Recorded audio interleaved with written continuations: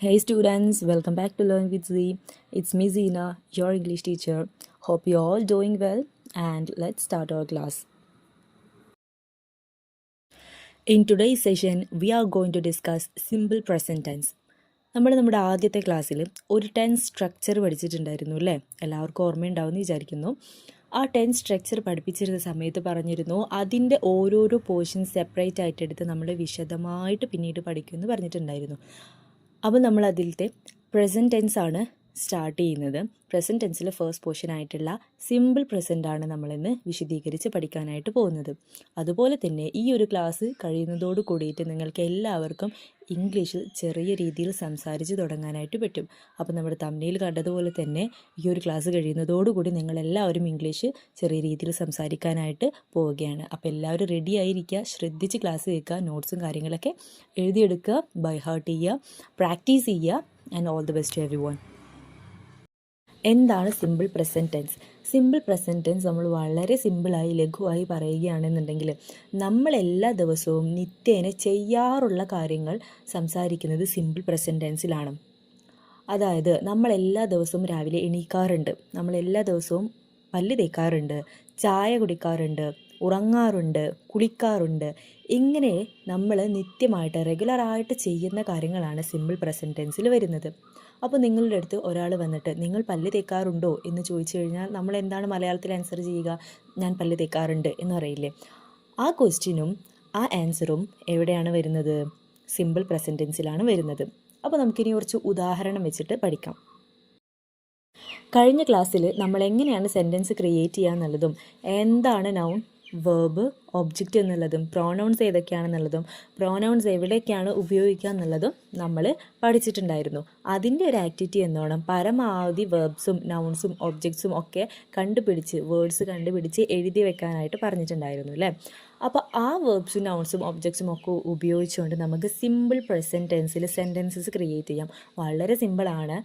എങ്ങനെയാണ് ചെയ്യാമെന്ന് വെച്ചാൽ നിങ്ങളിപ്പോൾ എഴുതി വെച്ചിട്ടുള്ള സെൻറ്റൻസൊക്കെ സബ്ജക്റ്റ്, വെർബ്, ഒബ്ജക്റ്റ് എന്നുള്ള ആ ഫോർമാറ്റിലേക്ക് കൺവേർട്ട് എഴുതിയാൽ മാത്രം മതി. അത് സിമ്പിൾ പ്രസൻറ്റ് ടെൻസിലെ സെൻറ്റൻസ് ആയിട്ട് മാറുകയാണ്. ഒന്നുകൂടി വ്യക്തമായിട്ട് നമുക്ക് ഉദാഹരണം വെച്ചിട്ട് പറയുകയാണെങ്കിൽ, ഞാൻ കാപ്പി കുടിക്കാറുണ്ട്. എങ്ങനെയാണ് അത് എഴുതുക? നിങ്ങൾ എഴുതി വെച്ച സബ്ജക്റ്റ് ഏതാണ്? ഞാൻ എന്നുള്ള സബ്ജക്റ്റ് ഏതാണ്? ഐ അല്ലേ? കാപ്പിക്ക് എന്താണ് നമ്മൾ ഇംഗ്ലീഷിൽ പറയുക? കോഫി. കുടിക്കാറുണ്ട് അല്ലെങ്കിൽ കുടിക്കുന്നു എന്നുള്ളതിന് നമ്മൾ ഇംഗ്ലീഷ് എന്താ പറയുക? ഡ്രിങ്ക് എന്ന് പറയുന്നു അല്ലേ? അപ്പോൾ ഇതെങ്ങനെ നമ്മൾ സിമ്പിൾ പ്രസൻറ്റ് ടെൻസിലെ സെൻറ്റൻസ് ആക്കിയിട്ട് എഴുതാം? നമ്മുടെ സബ്ജക്റ്റ്, വെർബ്, ഒബ്ജക്റ്റ് ഫോർമാറ്റിൽ തന്നെ എങ്ങനെ എഴുതുക? സബ്ജക്റ്റ് ഏതാണ്? ഐ. വെർബ് ഏതാണ്? ഡ്രിങ്ക്. ഒബ്ജക്റ്റ് ഏതാണ്? കോഫി. ഇനി ഇത് മൂന്നും കൂടെ ഒരുമിച്ചൊന്ന് വായിച്ചു നോക്കിയേ. I drink coffee. ഞാൻ കാപ്പി കുടിക്കാറുണ്ട്. ഇത്രയുള്ള സിമ്പിൾ പ്രസൻറ്റ് ടെൻസിൽ നമുക്കൊരു സെൻറ്റൻസ് ക്രിയേറ്റ് ചെയ്യാനായിട്ട്. ഇനി കുറച്ച് വേറെ ഉദാഹരണങ്ങൾ നോക്കാം. നിങ്ങൾക്ക് വളരെ സിമ്പിളായിട്ട് ചെയ്യാൻ പറ്റും. ഇപ്പോൾ തന്നെ എല്ലാവർക്കും ഏകദേശം ഒരു ധാരണ കിട്ടിയിട്ടുണ്ടാവും അല്ലേ? ഞാൻ എന്നും പഠിക്കാറുണ്ട്, ഞാൻ എല്ലാ ദിവസവും പഠിക്കാറുണ്ട്. അതെങ്ങനെയാണ് നമ്മൾ എഴുതുക? അപ്പോൾ സബ്ജക്റ്റ്, വെർബ്, ഒബ്ജക്റ്റ് ഫോർമാറ്റിൽ നിങ്ങൾ കളക്ട് ചെയ്ത് വെച്ചിട്ടുള്ള വേർഡ്സ് ഉപയോഗിച്ചിട്ടൊന്ന് ക്രിയേറ്റ് ചെയ്ത് നോക്കി നോക്കൂ. I study every day. ഞാൻ എല്ലാ ദിവസവും പഠിക്കാറുണ്ട് അല്ലേ? അതുപോലെ തന്നെ ഞാൻ വസ്ത്രം ധരിക്കാറുണ്ട്, ഞാൻ എല്ലാ ദിവസവും ഡ്രസ്സ് ഇടാറുണ്ട് എന്നെങ്ങനെയാണ് നമ്മൾ പറയുക? ഐ നമ്മുടെ സബ്ജക്റ്റ്, ഇതിലേതാണ് വേർബ്? വെയർ. നമ്മുടെ ഒബ്ജക്റ്റ് ഏതാണ്? ഡ്രസ്. അപ്പോൾ ഇനി ഇത് മൂന്നും കൂടെ ഒരുമിച്ച് എഴുതി നോക്കി നോക്കൂ. I wear dress. ഞാൻ വസ്ത്രം ധരിക്കാറുണ്ട്. ഇനി വേറൊന്ന്, ഞാൻ എന്നും പല്ല് തേക്കാറുണ്ട് അല്ലെങ്കിൽ ഞാൻ പല്ല് തേക്കാറുണ്ട് എന്നെങ്ങനെയാണ് എഴുതുക? I brush teeth. ഞാൻ പല്ല് തേക്കാറുണ്ട് അല്ലെങ്കിൽ ഐ ബ്രഷ് മൈ ടീത്ത്. ഞാൻ എൻ്റെ പല്ല് എന്നും തേക്കാറുണ്ട്. ഇനി ഇതിൻ്റെ കൂടെയൊക്കെ എവറി ഡേ ആഡ് ചെയ്യുകയാണെന്നുണ്ടെങ്കിലോ? I brush my teeth every day. ഞാൻ എല്ലാ ദിവസവും എൻ്റെ പല്ല് തേക്കാറുണ്ട്. അപ്പോൾ എല്ലാവർക്കും സിമ്പിൾ പ്രസൻറ്റ് ടെൻസിൽ എങ്ങനെയാണ് ഒരു സെൻറ്റൻസ് ക്രിയേറ്റ് ചെയ്യാമെന്ന് മനസ്സിലായല്ലോ.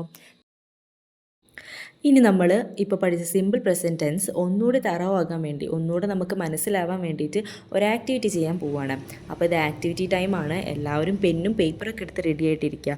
നമ്മുടെ ആക്ടിവിറ്റി ഒരു ഡയറി റൈറ്റിംഗ് ആണ്. അപ്പോൾ ഡയറി എഴുതുന്ന ഒരുപാട് ആൾക്കാർ ഇതിലുണ്ടായിരിക്കും. അപ്പോൾ നമ്മുടെ ഡെയിലി റൊട്ടീൻസ് ഉൾപ്പെടുത്തിക്കൊണ്ടുള്ള ഒരു ഡയറിയാണ്. പക്ഷേ നമ്മൾ ആ ഡയറിയിൽ ഏത് മാത്രമേ യൂസ് ചെയ്യുന്നുള്ളൂ? സിമ്പിൾ പ്രസൻറ്റ് ടെൻസിൻ്റെ സെൻറ്റൻസസ് മാത്രമേ യൂസ് ചെയ്യുന്നുള്ളൂ. അപ്പോൾ ഇതാണ് നമ്മുടെ model diary. I wake up at 5:30. I switch off my alarm. I stretch my body, I rub my eyes, I get out of my bed. എന്തൊക്കെയാണ് ഇതിൽ എഴുതിയിട്ടുള്ളത്? എല്ലാവരും കോമൺ ആയിട്ട് രാവിലെ ചെയ്യുന്ന കാര്യങ്ങളാണ് ഇവയെല്ലാം. I wake up at 5:30. ഞാൻ 5:30 എഴുന്നേൽക്കാറുണ്ട്. I switch off my alarm. ഞാൻ എൻ്റെ അലാറം ഓഫ് ചെയ്യാറുണ്ട്. I stretch my body. ഞാൻ എൻ്റെ ബോഡിയൊക്കെ ഒന്ന് സ്ട്രെച്ച് ചെയ്യാറുണ്ട്. I rub my eyes. എൻ്റെ കണ്ണൊക്കെ ഒന്ന് തിരുമാറുണ്ട്. Then I get out of my bed. ഞാൻ എൻ്റെ ബെഡിൽ നിന്ന് എഴുന്നേൽക്കാറുണ്ട്. ഇതൊക്കെ കോമൺ ആയിട്ട് എല്ലാവരും ചെയ്യുന്ന കാര്യങ്ങളാണ് അല്ലേ? അപ്പോൾ ഈ രീതിയിലാണ് സിമ്പിൾ പ്രസൻറ്റ് ടെൻസ് ഉപയോഗിച്ചിട്ട് നമ്മൾ ഡയറി എഴുതി പഠിക്കുന്നത്. ഇനി ഇതിൻ്റെ ബാക്കിയുള്ള കാര്യങ്ങൾ എന്തൊക്കെയാണ് വരുന്നത് നോക്കാം. I go to the bathroom. I wash my face. I brush my teeth. I attend the call of nature. അപ്പോൾ ഇതിൽ എന്തൊക്കെയാണ് പറഞ്ഞിട്ടുള്ളത്? I go to the bathroom. ഞാൻ ബാത്റൂമിലേക്ക് പോകാറുണ്ട്. I wash my face. ഞാൻ എൻ്റെ മുഖം കഴുകാറുണ്ട്. I brush my teeth. ഞാൻ എൻ്റെ പല്ല് തേക്കാറുണ്ട്. And I attend the call of nature. ഇതിൽ I attend the call of nature എന്ന സെൻറ്റൻസ് പലർക്കും പരിചയമുള്ളതായിരിക്കാം. നമ്മൾ സാധാരണ ടോയ്ലറ്റിൽ പോകുന്നതിന് പകരമായിട്ട് യൂസ് ചെയ്യുന്ന സെൻറ്റൻസാണ് I attend the call of nature എന്നുള്ളത്. അപ്പോൾ ഐ ഫീഡ്, ഐ പൂപ്പ് എന്നൊക്കെ എഴുതുന്നതിന് പകരമായിട്ട് നമുക്ക് എന്ത് ചെയ്യാം? I attend the call of nature എന്നെഴുതാം. സോ ഇങ്ങനെയാണ് നമ്മൾ സിമ്പിൾ പ്രസൻറ്റ് ടെൻസിൽ ഡയറി എഴുതുകയോ നമ്മൾ സംസാരിക്കുകയോ വായിക്കുകയോ ഒക്കെ ചെയ്യുന്നത്.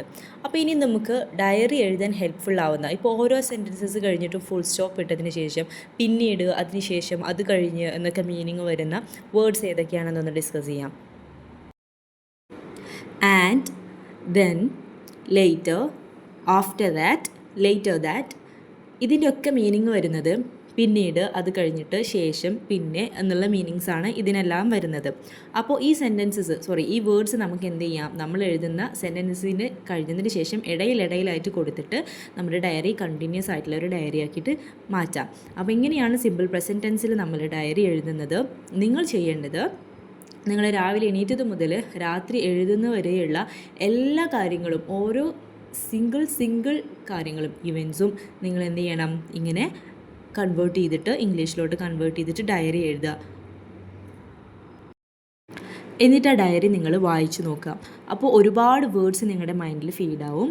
അപ്പോൾ നമ്മൾ ഡെയിലി സംസാരിക്കാറുള്ള കാര്യങ്ങളൊക്കെ നമുക്ക് ഇംഗ്ലീഷിലേക്ക് കൺവേർട്ടായിട്ട് ഓട്ടോമാറ്റിക്കായിട്ട് നമ്മൾ വരും. ഇപ്പോൾ എന്തെങ്കിലും ഒരു സംഗതി നമ്മൾ കാണുകയാണെങ്കിൽ ഓട്ടോമാറ്റിക്കായിട്ട് അതിൻ്റെ ഇംഗ്ലീഷ് സെൻറ്റൻസ് നമ്മുടെ മൈൻഡിലേക്ക് വരും. അപ്പോൾ നിങ്ങൾക്ക് ധൈര്യമായിട്ട് ഇംഗ്ലീഷ് ചെറിയ രീതിയിൽ സംസാരിച്ചിട്ട് തുടങ്ങാനായിട്ട് പറ്റും. അപ്പോൾ എല്ലാവരും ആക്ടിവിറ്റീസൊക്കെ ചെയ്യാം. ഇന്ന് നമ്മൾ ഡിസ്കസ് ചെയ്ത ആക്ടിവിറ്റി വളരെ ഇമ്പോർട്ടൻ്റ് ആണ്. ഇതിൽ നിന്ന് വേണം നമുക്ക് ബാക്കിയുള്ള ടെൻസസും കൂടെ പഠിച്ചെടുക്കാൻ വേണ്ടിയിട്ട്. അപ്പോൾ എന്തായാലും ഈ ഒരു ആക്ടിവിറ്റി കഴിയുന്നതോട് കൂടിയിട്ട് നിങ്ങൾക്ക് ഇംഗ്ലീഷിനോടുള്ള ഭയം ചെറിയ രീതിയിൽ മാറി തുടങ്ങും. എന്നിട്ട് നിങ്ങൾക്ക് ചെറിയ രീതിയിൽ നിങ്ങൾക്ക് ഇംഗ്ലീഷ് സംസാരിച്ച് തുടങ്ങാനും ചിന്തിക്കാനും സാധിക്കും. ഇംഗ്ലീഷിൽ ചിന്തിക്കുക എന്ന് പറയുന്നത് ഇംഗ്ലീഷ് ഫ്ലുവൻ്റ് ആവാൻ വളരെയധികം ഹെൽപ്ഫുള്ളായിട്ടുള്ളൊരു ടിപ്പാണ്. അപ്പോൾ പരമാവധി നിങ്ങൾ ഇംഗ്ലീഷ് ചിന്തിക്കാൻ സ്റ്റാർട്ട് ചെയ്യണമെന്നുണ്ടെങ്കിൽ ഈ ആക്ടിവിറ്റി ചെയ്താൽ മതി. കാരണം നിങ്ങളുടെ ഒരു ദിവസത്തെ എല്ലാ കാര്യങ്ങളും ഈ ഒരു ഡയറിയിൽ ഇൻക്ലൂഡഡ് ആയിരിക്കും. അതുകൊണ്ട് തന്നെ നമ്മൾ ഒരു ദിവസത്തിൽ സംസാരിക്കുന്ന പല കാര്യങ്ങളും നമുക്ക് എന്ത് ചെയ്യാൻ പറ്റും? ഇംഗ്ലീഷിൽ സംസാരിക്കാനായിട്ട് സാധിക്കുകയും ചെയ്യും. അപ്പോൾ എല്ലാവർക്കും all the best. Thank you for watching this video. നമ്മുടെ വീഡിയോ ഇഷ്ടപ്പെട്ടെങ്കിൽ ലൈക്ക് ചെയ്യുക, ഷെയർ ചെയ്യുക, നമ്മുടെ ചാനൽ സബ്സ്ക്രൈബ് ചെയ്യുക.